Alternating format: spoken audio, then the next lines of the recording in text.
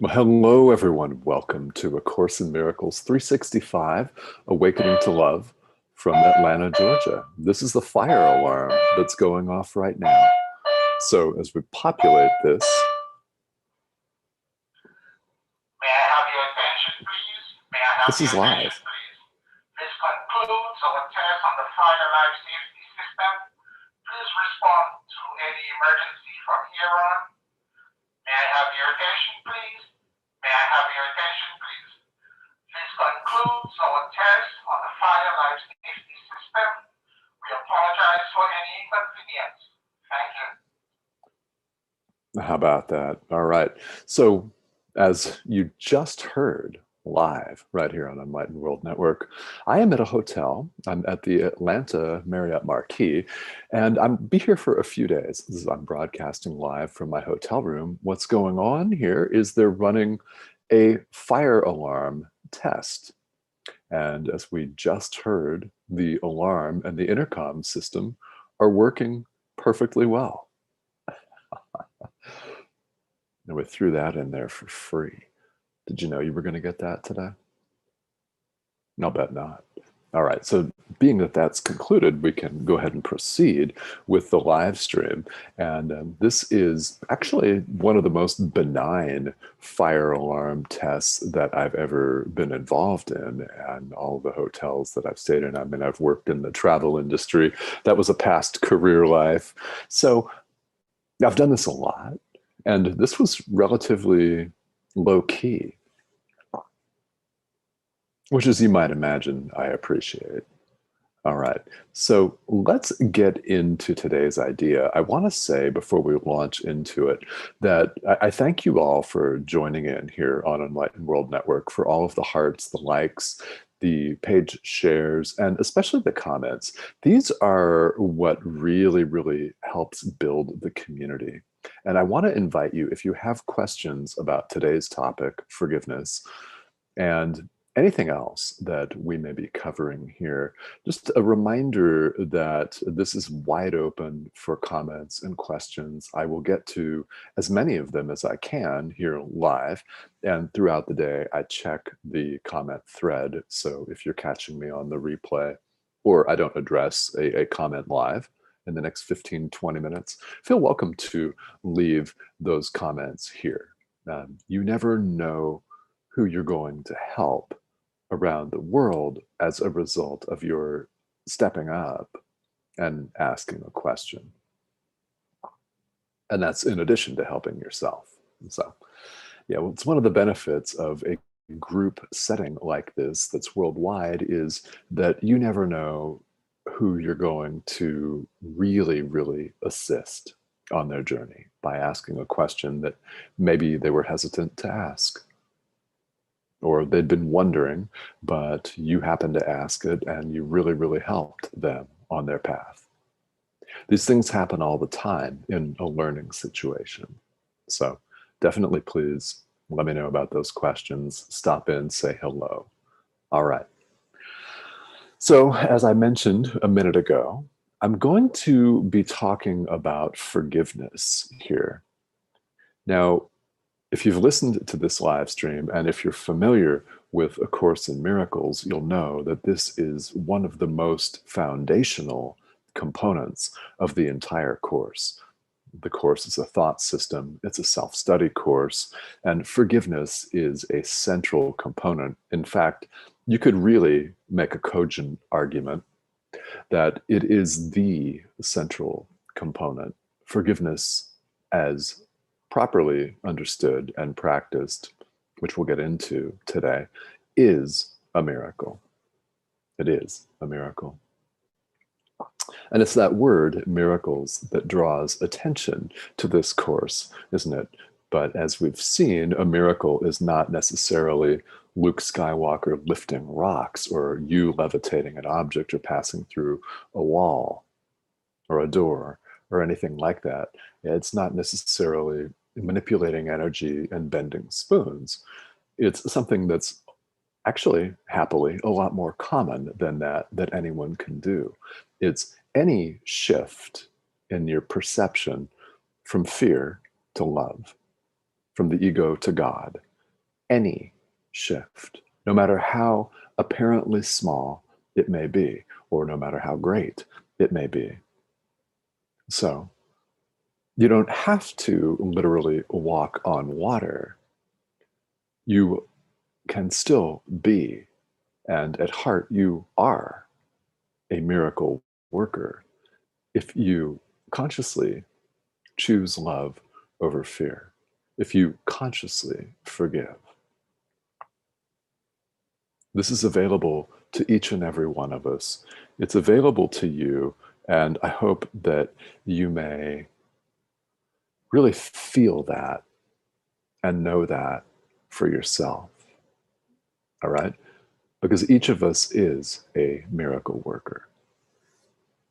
So, lesson 134 in the workbook is the idea that I want to talk about here, and it talks entirely about forgiveness. Now, we'll come back to this. As you know, there are 365 lessons in this workbook. We're on 134, which means we've got more to come. Forgiveness is going to crop up again. It always does, because this is where the action lies with A Course in Miracles, and it's where the action lies with spirituality in the first place. It's releasing. It's releasing yourself. It's releasing everyone, the world itself. So lesson 134 says, let me perceive forgiveness as it is. Quite simple. Just that. Let me perceive forgiveness as it is. So how is that exactly? Let's talk about that. Because the world gets it wrong. Not a surprise. It can't be a surprise that the world is backwards. And the very fact that you're watching this means you know that. You feel it deep down, no matter whether you've thought about it for decades or whether you've thought about it for 15 minutes. That thought has occurred to you. So in terms of forgiveness, the Course posits what it says is true forgiveness. That's the term that Jesus calls it. It's, true forgiveness. So the world has it backwards. All right. What passes for forgiveness in the world isn't exactly helpful. Think of situations where someone has supposedly forgiven you, yet they've kept their grudge.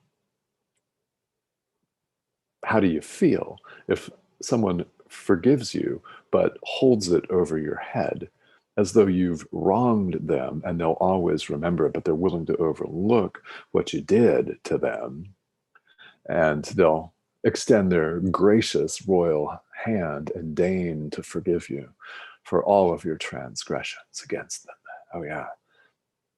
Yeah, how's that make you feel as the one on the receiving end of that supposed forgiveness, right?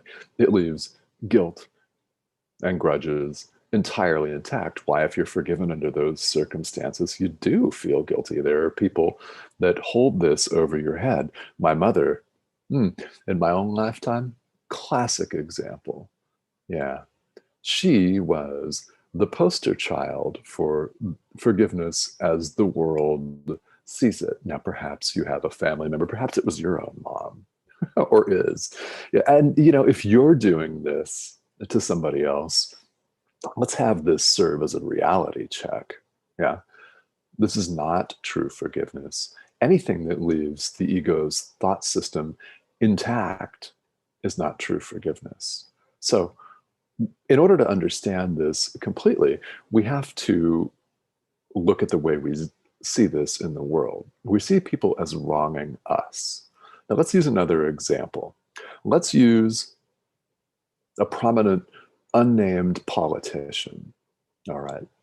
So while we're not talking politics on this show, of course, I like to use these people, men and women, politicians, doesn't matter who you plug into what I'm about to say, because anyone will do. They're polarizing examples. They're examples of me, of worldly power grabbing and hunger. Yeah. They're the ego's thought system on a plate, on a giant golden silver platter for us to observe and learn from. Are they not? Yes, yes, they are.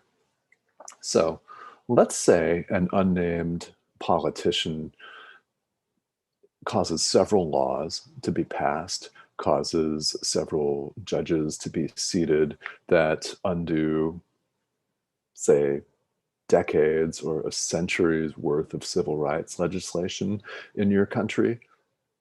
Again, I'm not naming any names.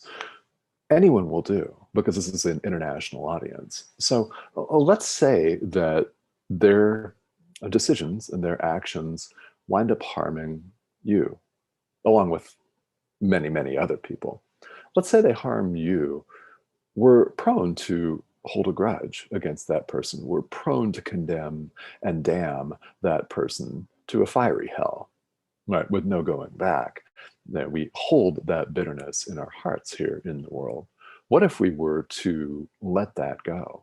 Not stop the bitterness from coming up. Granted, we're not saying that. It's a feeling and it just comes up.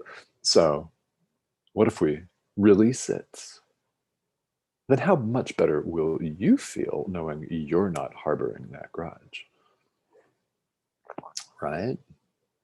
It's a very practical application. When you forgive, you benefit yourself immensely. Now, what are you doing when you're forgiving? Well, you're not excusing this person's behavior or their beliefs, which you don't have to agree with. Yeah, there's no way in the world that you ever have to agree with them. So we're not saying that, and I will not let you use that as an excuse not to forgive. Now, if you do it, I won't know, of course, but because I've got your attention and the floor, I'm saying, don't do that. Okay? But because you hurt yourself and you don't release the other person. All right? What we're doing is, the Course puts it in this way. We're making sin real. We're making everything that goes on in this world real. Now, here's where the Course's metaphysics come in and where the last couple of lessons come in if you're following sequentially through the workbook, which is highly recommended. It really helps you to gain an understanding of where we're going with this. And that there is no world. We saw that a couple of days ago. So what we have done is our minds are so powerful, we have dreamed this all. All right. So under this thought system, which I encourage you to adopt as much as you can today, and then as much as you can tomorrow, and the next day, and the next day, and the next day, understanding that it takes time, and that is what time is for. What we do here is it's a fundamental change in seeing the way things operate. Rather than forgive somebody for what they've done, we look at the world in this way as not our reality, our true reality, as a dream. And A Course in Miracles is not the only spiritual tradition to characterize that as such. Buddhism does this extensively, all right? They're not alone in world spirituality in characterizing everything that we see, do, feel, hear, and experience in this world as an illusion. So what we mean by this is our reality is other than this. Therefore, when we practice true forgiveness, we're forgiving not what someone did to us, which makes it real to us. We're forgiving what they didn't do. The Course has us in lesson 134 ask ourselves, would I accuse myself of doing this? Let's use the politician, for example. Would I accuse myself of condemning people? Would I accuse myself? Would I condemn myself of stripping people of their civil rights? Would I accuse myself of blatant corruption and siphoning off funds for much needed programs to enrich myself and build another hotel in the tropics? Would I accuse myself of cruelty and mean-heartedness? Would you? Yeah, if you answer no, and I hope that you would, yeah, that's what happens when we accuse someone else in this world. Because there is ultimately no world, we are one. We are spirit. Oneness means there's no separation of any kind. So when we condemn somebody, who are we condemning? Ourselves. Right? True forgiveness is practiced with the mindset here in A Course in Miracles, where we overlook what people did not do. They didn't do any of this.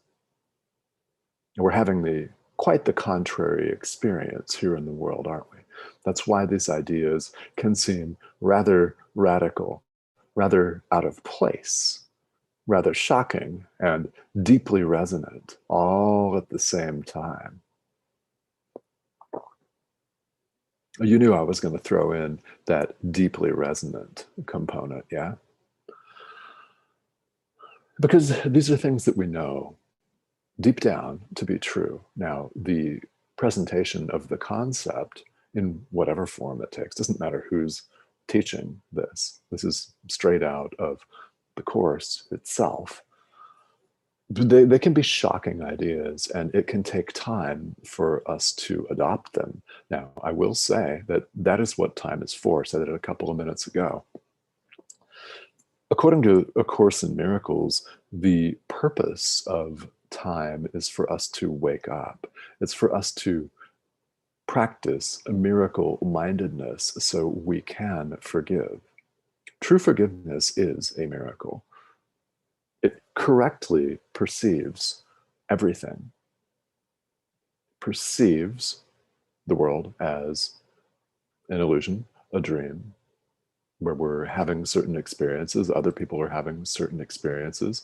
When we forgive, we're not condoning someone's behavior. Again, this is very important.